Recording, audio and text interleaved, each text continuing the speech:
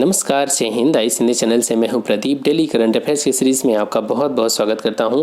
दोस्तों, इसका PDF download करने के लिए आप टेलीग्राम ग्रुप को ज्वाइन कर सकते हैं, जिसका लिंक वीडियो के डिस्क्रिप्शन में दिया गया है। साथ ही चैनल सब्सक्राइब नहीं किया तो ज़रूर कर लें और बेल आइकॉन को प्रेस करना ना भूलें। चलिए शुरू करते हैं। इसमें हमारा पहला टॉपिक जो है वो साहित्य अकादमी पुरस्कार के बारे में है। जो साहित्य अकादमी ने 20 भाषाओं में अपने वार्षिक साहित्य अकादमी पुरस्कार की घोषणा कर दिया है। इसमें जो हिंदी का सर्वोच्च सम्मान साहित्य अकादमी पुरस्कार है वो इस बार किसे मिला है? बिहार की बेटी अनामिका को। ठीक है, अनामिका बिहार के किस जिले से हैं? तो अनामिका बिहार के मुजफ्फरपुर की रहने वाली हैं। ठीक है, बिहार के मुजफ्फरपुर की रहने वाली हैं और उनका एक कविता संग्रह है जिसके लिए उन्हें साहित्य अकादमी पुरस्कार मिला। उस कविता संग्रह का नाम क्या है? तो आप देख सकते हैं, उनका नाम है टोकरी में दिगंत थेरी गाथा। क्या नाम है? टोकरी में दिगंत थेरी गाथा। देखिए, यहाँ पर एक समझने वाली बात है कि वो दिल्ली यूनिवर्सिटी में इंग्लिश की टीचर हैं। ठीक है, और हिंदी की कविता संग्रह के लिए उन्हें ये पुरस्कार मिला। मतलब कि दोनों भाषाओं पर उनकी पकड़ क्या होगी? बहुत ही मजबूत होगी। इसके अलावा यहाँ पर एक पॉइंट और है जो आपको याद रखना है। मुजफ्फरपुर की अनामिका के अलावा मधुबनी के रहने वाले प्रसिद्ध साहित्यकार कमलकांत झा को भी इस वर्ष 2020 के लिए साहित्य अकादमी पुरस्कार मिला है। ठीक है, तो इतने पॉइंट्स आपको यहाँ पर याद रखने हैं। चलिए आगे चलते हैं। हाँ, एक चीज़ जो और इम्पोर्टेंट बात है, देख लीजिए उसको। वे हिंदी में कविता संग्रह के लिए साहित्य अकादमी पुरस्कार पाने वाली देश की पहली महिला साहित्यकार बन गई हैं। इस लाइन को आप ध्यान दीजिएगा कि कविता संग्रह के लिए साहित्य अकादमी पुरस्कार पाने वाली देश की पहली महिला साहित्यकार कौन है? तो अनामिका है। ठीक है, बिहार की मुजफ्फरपुर की रहने वाली। ठीक है, चलिए आगे चलते हैं। देखिए, आप बोर मत होइएगा, मैं एक बात को 2-3 बार बोल देता हूँ ताकि वो आपके दिमाग में बैठ जाए, आपको याद रहे। ठीक है, पीएम मोदी ने चौथे वैश्विक आयुर्वेद महोत्सव को संबोधित किया। किस डेट को? 12 मार्च 2021 को चौथे वैश्विक आयुर्वेद महोत्सव को दिल्ली में संबोधित किया है। कहाँ पर? दिल्ली में। ठीक है, और इसमें लगभग 25 देशों ने पार्टिसिपेट किया। उद्देश्य क्या है? तो सीधी सी बात है, आयुर्वेद महोत्सव है तो इसमें दुनिया भर में लोगों को आयुर्वेद के महत्व के बारे में बताना। हालांकि कोविड-19 के दौरान तो दुनिया ने देखा ही कि कैसे, और इस दौरान आयुर्वेदिक जो उत्पादित प्रोडक्ट रहे हैं उनकी डिमांड भी तेज़ी से बढ़ी है। इससे हमारे इम्यून सिस्टम को मजबूत करने, बढ़ाने में, इम्यूनिटी को बढ़ाने में काफ़ी भूमिका निभाई। और इस दौरान तो जो लोग काढ़ा वगैरह नहीं पीते थे वो भी इस पे आ गए थे कोविड से बचने के लिए। ठीक है, और यहाँ पर मोदी जी ने आयुष मिशन का भी उल्लेख किया। आयुष का मतलब क्या होता है? AYUSH। A means Ayurveda, Y means yoga और यू मीन्स यूनानी, सिद्धा और होम्योपैथी। ठीक है, आयुष का फुल फॉर्म है। तो इसके बारे में भी उन्होंने उल्लेख किया। कहने का मतलब, हम अपनी स्वदेशी जो वैकल्पिक चिकित्सा प्रणाली है उसके अनुसंधान और प्रसार के लिए जिम्मेदार आयुष मंत्रालय है। ठीक है, याद रखना, जो हमारी स्वदेशी वैकल्पिक चिकित्सा प्रणाली के रिसर्च और प्रसार के लिए कौन सा मंत्रालय जिम्मेदार है? इसके लिए भारत सरकार का एक आयुष मंत्रालय है, वो इन सब के लिए काम करता है। ठीक है, तो कोविड-19 वगैरह ने तो इस जो हमारी अलग से एक चिकित्सा प्रणाली जो एलोपैथी है उसको छोड़ करके इसने काफ़ी बड़ी भूमिका निभाई है। आगे चलते हैं। भारत का पहला समर्पित एक्सप्रेस कार्गो टर्मिनल। ठीक है, यहाँ देख लेते हैं। जो भारत का पहला समर्पित एक्सप्रेस कार्गो टर्मिनल है वो केम्पेगौड़ा अंतर्राष्ट्रीय हवाई अड्डे बेंगलुरु के द्वारा लॉन्च किया गया है। किस एयरपोर्ट के द्वारा? केम्पेगौड़ा अंतर्राष्ट्रीय हवाई अड्डा। ये कहाँ पर है? बेंगलुरु में। आखिर ये है क्या जो समर्पित एक्सप्रेस कार्गो टर्मिनल है? देखिए, इसमें क्या होगा, यहाँ पर इस टर्मिनल से अंतर्राष्ट्रीय कुरियर के निर्यात और आयात के लिए इसे बनाया गया है। कहने के मतलब, जो अंतर्राष्ट्रीय स्तर पे कुरियर सर्विस होती है इस टर्मिनल से उसे एक्सपोर्ट और इंपोर्ट किया जाएगा। ठीक है, बस, और इसमें कोई बात याद रखने की ज़रूरत नहीं है। आगे चलते हैं।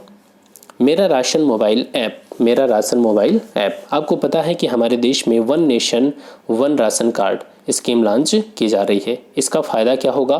फ़ायदा ये होगा कि जो हमारे माइग्रेटरी जो श्रमिक होते हैं, प्रवासी श्रमिक होते हैं, या कोई व्यक्ति एक राज्य के ही भीतर अन्य स्थान पे चला जाता है या एक राज्य से दूसरे स्थान पे चला जाता है तो उसे राशन प्राप्त करने में समस्या होती है, क्योंकि उसका राशन कार्ड किसी और गांव में बना है और वो दूसरे स्थान पे आ गया तो वो वहाँ की दुकानों से राशन नहीं ले पाता है। तो अब ये किया जा रहा है कि किसी भी व्यक्ति का राशन कार्ड कहीं का भी हो, वो जहाँ भी रह रहा है वहाँ पर उसे राशन की सुविधा मिल जाए उस one nation one ration card के द्वारा। ठीक है, तो उसी के संदर्भ में मेरा राशन मोबाइल ऐप लॉन्च किया गया है। नाम क्या है उसका? मेरा राशन। आइए देख लेते हैं इसके बारे में। केंद्र सरकार ने 12 मार्च 2021 को देश में मेरा राशन मोबाइल ऐप लॉन्च किया है। ठीक है, जो one nation one ration card है उसकी सुविधा के लिए इसे लॉन्च किया गया है। ठीक है, और इसे विकसित किसके द्वारा किया गया है? तो सरकार ने NIC के साथ मिल करके इस ऐप को डेवलप किया है। ठीक है, इसमें क्या होगा? इसमें सारी सुविधाएं होंगी। क्या क्या सुविधाएं? कि जो भी FPS डीलर हैं, फेयर प्राइस शॉप्स, ठीक है, जिसे हम कोटा की दुकान कहते हैं सामान्य भाषा में, गांव की भाषा में, जहां पर आप सामान लेने जाते हैं।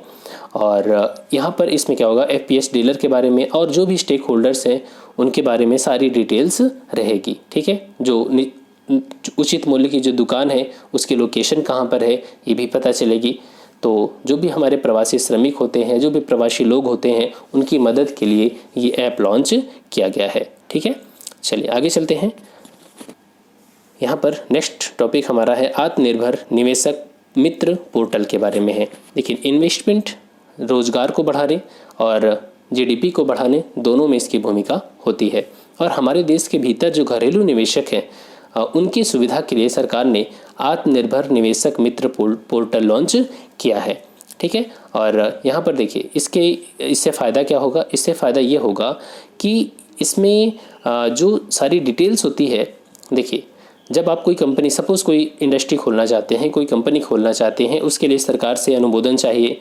ठीक है, और सरकार से लाइसेंस चाहिए।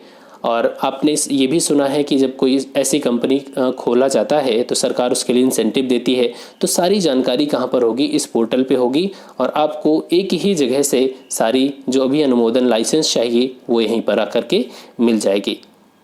ठीक है, साथ ही इसके अलावा यह विनिर्माण समूहों, भूमि की उपलब्धता ये भी बताएगा कि ज़मीन कहाँ पर खाली है, वहाँ से आप ज़मीन के लिए भी आपकी सुविधा हो जाएगी, आसानी हो जाएगी।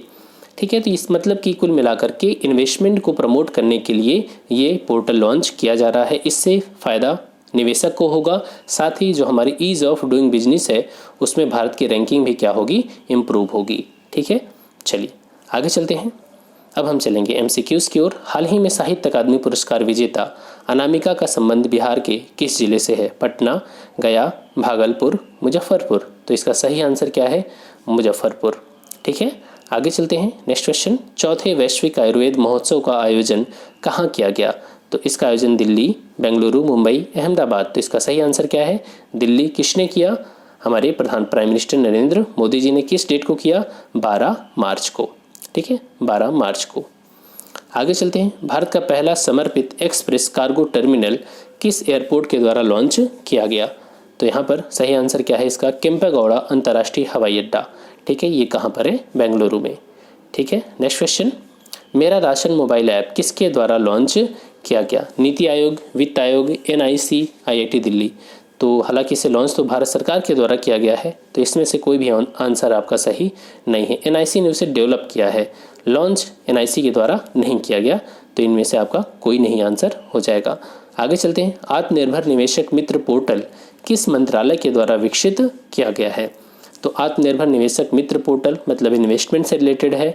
तो वाणिज्य और उद्योग मंत्रालय, सूचना प्रसारण मंत्रालय, शिक्षा, वित्त मंत्रालय। तो इसका सही आंसर क्या होगा? वाणिज्य और उद्योग मंत्रालय के द्वारा। ठीक है, तो ये हुआ आज का वीडियो। आई होप कि आपको अच्छा लगा होगा, और प्लीज़ कमेंट सेक्शन में ज़रूर बताना और वीडियो को शेयर करना मत भूलना। Thanks for watching, keep smiling.